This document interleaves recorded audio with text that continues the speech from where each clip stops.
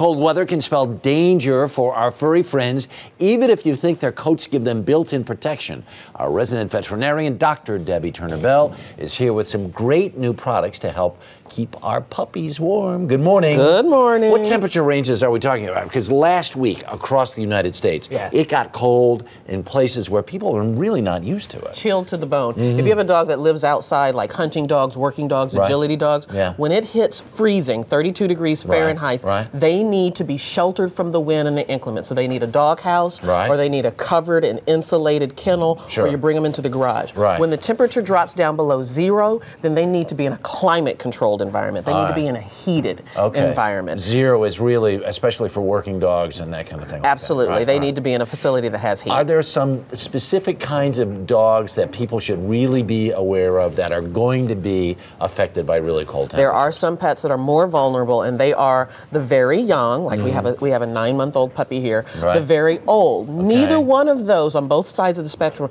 are able to regulate their body temperature very well. Short-haired dogs or old dogs who are losing their hair, present company not included, and then sick animals who again have problems with regulating their body temperatures. These are the animals that you really need to be vigilant about. And I know in my case, I can learn new tricks. Go ahead. Yes, you absolutely can. So we have some products here to show folks to help to keep their doggies warm. Let's start down here. First of all, if you do have a dog that's outside, and you know, here's the thing: if you're cold outside, your dog is cold outside. So bring them in if you can. But if they're outside, they need a continuous source of water that will not freeze. So you need to not have a metal bowl, have a plastic bowl, and they also have heated bowls, Harry, so that the water never freezes. That's very important. A dog's appetite goes up in the cold because their metabolism increases, so you want to increase their food. If you are shoveling your own walk in your sidewalks and you use de-icer, they have pet-friendly de-icer that doesn't have such a high sodium content because the pet walks on it, licks his paws, or in the winter they get dry, cracked skin just like we do. Exactly. You see that a lot in the park with the dogs walking on the salt, and it hurts them. They'll bring it up or they'll hold it up and it'll get in the crack. So have a pet-friendly de-icer if you're using it.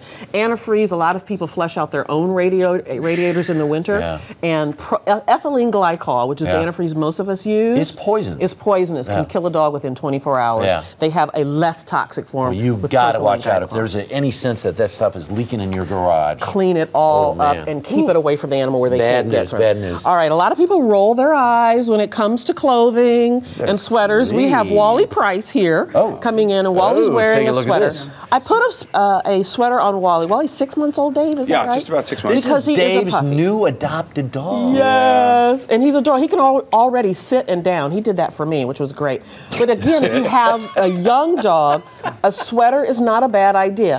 And I'm holding a small dog, Jack Russell Terrier. Also, a sweater's a good idea. And I put the little booties on I've seen this more and more as I'm walking the dog late at night. People have these little booties on their Protects dogs. the paws again from the salt. And ice can form between the toes, which can cause damage. And I put some paw balm here, which will protect them from the ice and the snow. All good stuff here. Heated beds here.